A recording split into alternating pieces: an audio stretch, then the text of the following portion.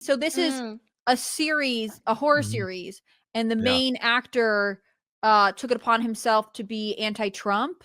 And then the creator of the film had to come out and be like, I just want everyone to be clear that this movie is not political. Right. Does that sound about right? Well, yeah.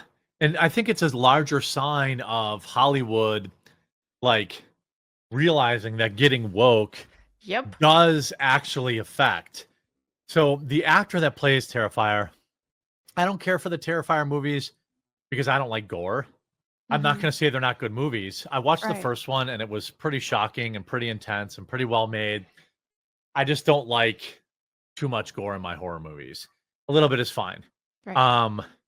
But the actor had been tweeting things like, consider what is happening in our country right now. How do you feel? Sad, happy, apathetic? Now you know exactly how you would have reacted during 1930s Germany. I hope you would be on the correct side of history. Wow. So this is just Trump is a Nazi, but more words. Him saying here, time for disobedience. After Trump ordered that California, provide water to put out the fires. Seems so weird. Time for disobedience after they need water. Right. I like this one. I grew up around Germans that stayed silent. Who is I don't this think guy? he did. Yeah. He's not. Is he 100? Because he also, did. Like, are you saying you grew up around Nazi sympathizers? Is that why they stayed silent? Wow. I don't understand. I learned from them what happens when one stays silent. That is why I continue to refuse to stay silent. Repetitive wording here. If you don't like that, you can keep scrolling. Simple as that. Oh, that's the thing. Is this Terrifier movie? Is this a new one that's just coming out, or is he just? I think they have a new one coming out. It's the final, like the third or the fourth one. Here's the thing. I think that what Hollywood needs to do whenever they have these movies come out, say, hey, these actors, and they need under some sort of contract of like, don't post anything controversial or political on your social media until after the promotion of this movie is done, after it's done with its theater run, things like that. Because otherwise, people like this can sabotage the whole success of the movie. I guess it's hard because it's a franchise. Like the first one has come out, but the sequel or something is coming out. It's a franchise. So it's like, they've got 3 others. So how long can you be like, you're not allowed to like, it seems like you're always about to be in a promotional cycle maybe. Well, then don't, As an actor, then just don't. Like if you value your career and all that, then hey, this isn't, then that's not for you to be. I think actor and activist just don't really go hand in hand. It's your job to play people that you're not, and you're going to be reaching a bunch of different people with various different opinions and backgrounds and all that. So it's like, if you want to be an activist, then go ahead and be an activist and go down that career path. There's a bunch of different options. But if you just want to be an actor, then it's not your job to be an activist. There's a whole lot of actors who don't say anything. The scary clown is political. That's the other thing. Like, I generally like free speech. Like, I guess he should have the right to say whatever he wants. On the other hand, it makes me feel bad for Damien Leone, the creator, because I just pulled his statement up, and he says, like, I did not get into filmmaking to become a politician or to promote any political agenda, especially through a killer clown movie. Like, fair. I mean, like, based.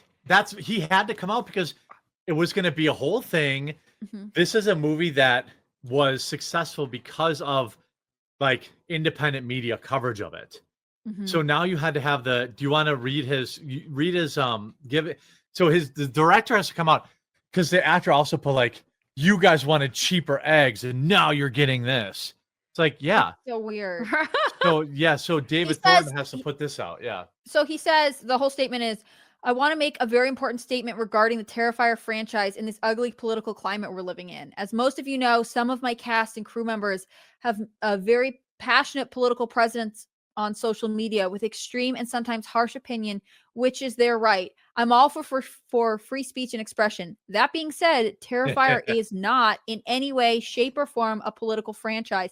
I did not get into filmmaking to become a politician or to promote any political agendas or ideologies, especially through a killer clown movie.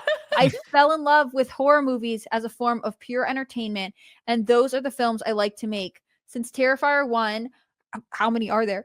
Our cast and crew, 4. Our cast and crew still consists of both Republicans and Democrats, and anyone is welcome to be a part of it, regardless of their political affiliations, as long as they're decent human beings. That goes for our fan base as well. If this doesn't sit well with any of the fans or cast/crew members, that is your right, and I respect it. You don't have to buy a ticket, and you don't have to work on these films. Thank you, and I recommend you don't let toxic rhetoric on either side of the political spectrum deter you from being a Terrifier fan. Wow, that's well said. You did a good job with that. I love that he's just like, I just want to make movies about a killer clown. That's it. Well, he knows that this is going to cost him millions. Right. That's the reality. Like, now, the quickness he came out with, I think now, as long as the actor doesn't like double or triple down and say like, you know, oh, well, you know, you have, you know, if the actor doesn't triple down and be like, well, screw my director, I did get into, then he's going to, you know. Right. But we've seen this when movies get political, they tank at the box office. Yep. And I'm very, very, very happy to see, like, I'm going to cover this story later because it's just like, yes, this is how you handle woke actors. Right. By the way, everyone that's here, I'll be live streaming again at 6 Eastern tonight. Jeremy loves work. Jeremy doesn't want to go on vacation. Well, it's all to free up my time while I'm on vacation. You know, like I could talk about this Terrifier subject Friday or even next week. So it doesn't I'm just heckling Jeremy because I'm scared. You guys all know that. Yeah.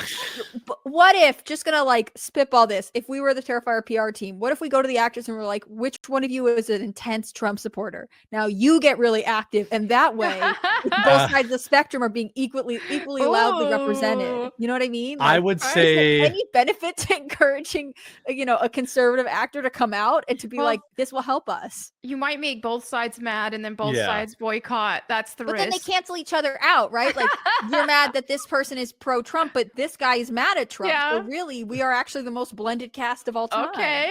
They cancel each other out. I'm just saying. Yeah, well, first of all, you would have to find an actor in Hollywood who's willing to torpedo their entire career for you. Right. Yeah. Like, there's a reason no single actor has ever come out as a Trump supporter.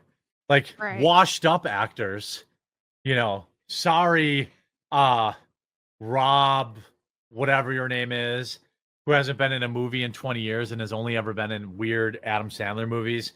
Like, coming out as a Trump guy, you know, sorry, Kid Rock, you know, there's no current hot actor that's coming out to support Trump. It's just not happening. And the first one that does it is going to be black.